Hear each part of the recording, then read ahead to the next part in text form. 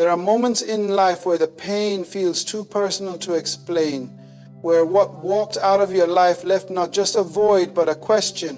Why did this happen to me? You trusted, you loved, you opened your heart, and then suddenly it was as if the ground beneath you gave way. But what if I told you that the heartbreak wasn't just an accident, it was a move of heaven? What if God wasn't just watching you survive it? He was orchestrating it to secure your destiny.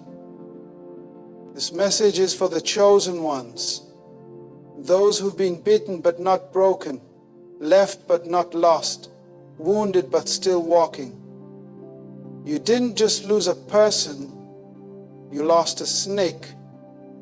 And though the name still lingers like a bruise on your memory, its power over your life has been shattered. You are not the same. You're stronger, you're wiser, and you're stepping into a season where what God removed will no longer hold space in what God is about to release. Let's uncover the divine strategy behind the sting, the wisdom in the wound, and why being chosen often comes through seasons of separation, betrayal, and spiritual rebuilding. Betrayal often feels like the ultimate rejection. It cuts deep because it comes from those we trusted, those we allowed into the sacred spaces of our heart. But what if that pain was never meant to destroy you, but to reveal something God needed you to see? When someone walks away, leaves without explanation, or turns against you after walking closely with you, it feels like abandonment. Yet in the kingdom, betrayal is not the end. It's often a beginning. It's a divine disclosure. God uses the sting to uncover hidden motives, unseen dangers, and silent saboteurs that would have eventually compromised your calling. We cry over who left, but sometimes we fail to recognize that their exit was not a disruption to your destiny, it was a deliverance from delay. You thought they were part of the plan, but heaven knew they were a parasite feeding off your purpose. Their presence wasn't pushing you forward, it was poisoning your potential. So God, in His mercy, allowed the mask to fall. He permitted the betrayal, not because He wanted you to suffer, but because He needed you to see clearly. People can fool you with their words, but betrayal unmasks the heart. It exposes the agenda. What you thought was loyalty was really convenience. What looked like friendship was actually manipulation in disguise. And so the betrayal wasn't random, it was surgical. It removed what would have slowed you down in your next season. You didn't lose a friend, you lost a threat disguised as one. And that's why it hurt so much, because the disguise was so convincing. You were not rejected by people, you were protected by God. Heaven let them walk away so you could walk into wholeness. The very thing that broke your heart cleared your vision. Now you know who's truly for you, and more importantly, who isn't. You no longer have to carry the weight of false connections or prove your worth to people assigned only to your past. God used betrayal as a holy filter to separate wheat from weeds in your circle. You're lighter now, clearer now, sharper now, because the sting birthed sight. Separation never feels like a gift in the moment, but in the economy of the kingdom, separation is often the setup for elevation. When God is preparing to promote you, He begins by purging your environment. Not everyone can go where you're going. Not every relationship, friendship, or connection is built to sustain the weight of your next level. So God, in His divine wisdom, begins to remove what cannot be maintained in the atmosphere of your assignment.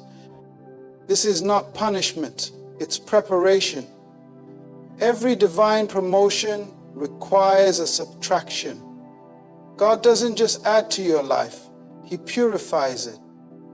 He removes the voices that distract, the habits that delay, and the people whose presence compromises your spiritual clarity. It may look like loss, but it's actually alignment. God is aligning your surroundings with your destiny. Just like a gardener prunes a tree to help it grow straighter and stronger, God cuts off what looks alive but is no longer fruitful. The calling on your life is too precious to be contaminated by casual associations. You can't carry a mantle and maintain every connection. And so God steps in, not to isolate you in loneliness, but to insulate you for purpose. He removes access from those who were close in proximity but far from purity. And yes, the process hurts. It feels like rejection. It feels like confusion. But the divine pattern is clear. Before every elevation, there is always a separation. You look back and realize that the very people you cried over were the ones who would have compromised your integrity. The conversations that stopped were the ones that would have clouded your discernment.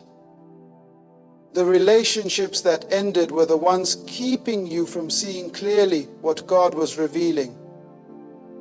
His mercy doesn't always feel gentle, but it is always surgical. So don't misinterpret subtraction as abandonment.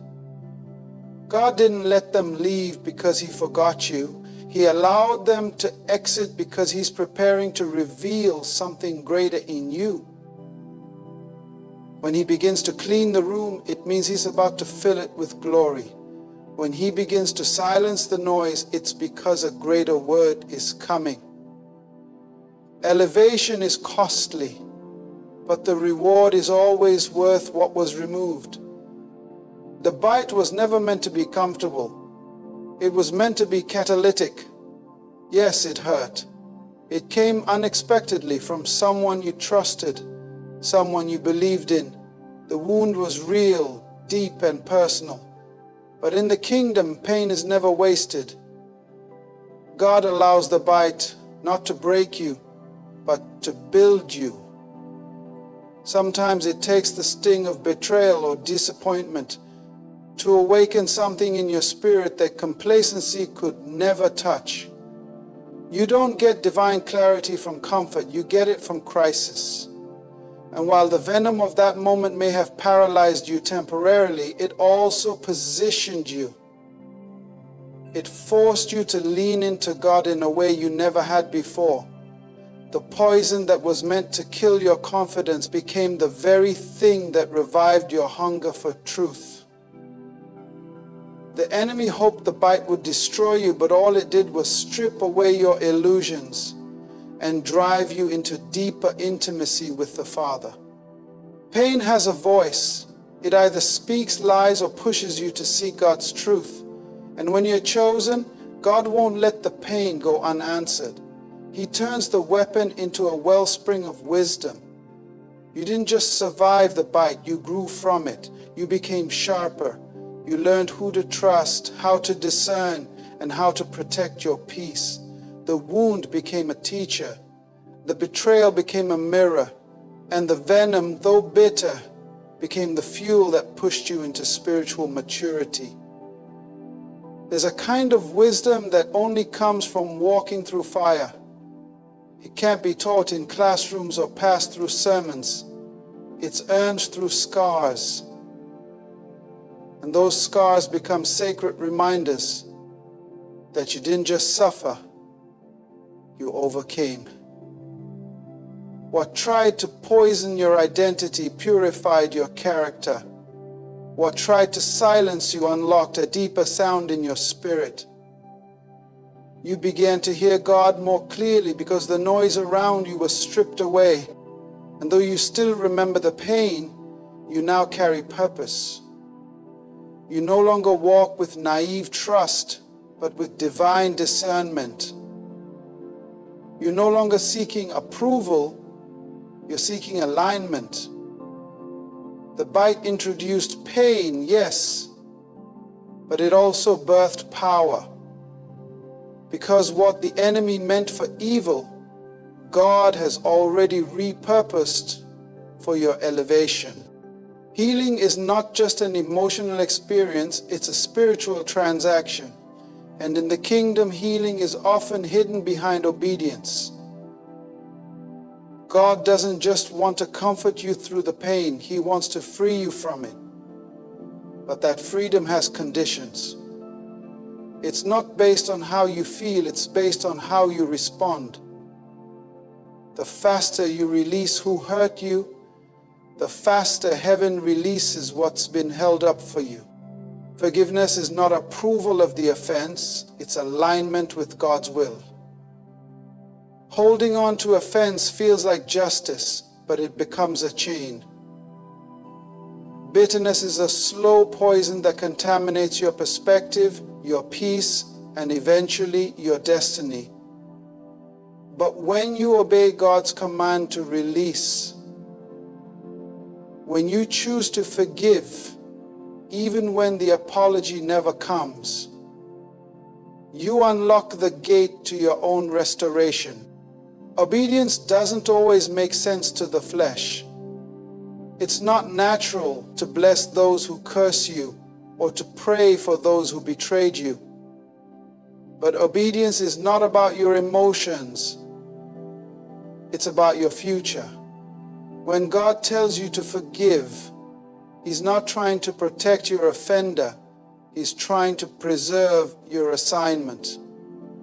Because what's ahead of you is too important to be contaminated by what's behind you. God can't heal what you still cling to. You can't carry both pain and purpose in the same hand. Eventually you have to choose, and when you choose obedience, even through tears, you give God permission to do divine surgery. He begins to repair what was fractured. He begins to restore what was stolen. But it doesn't start with surrender, it starts with surrender. The truth is, the longer you hold on to the offense, the longer you delay your breakthrough. It's not that God hasn't prepared the next chapter. It's that unforgiveness is blocking your access to it. Your future is not waiting on more time. It's waiting on your yes. A simple act of obedience can shift years of bondage. One decision to let go can release the floodgates of healing you've been crying out for. So healing isn't found in just talking about it, crying about it, or journaling through it. Healing is found in doing what God said to do, even when it feels unfair. Because on the other side of obedience is the restoration, peace, and clarity your soul has been starving for.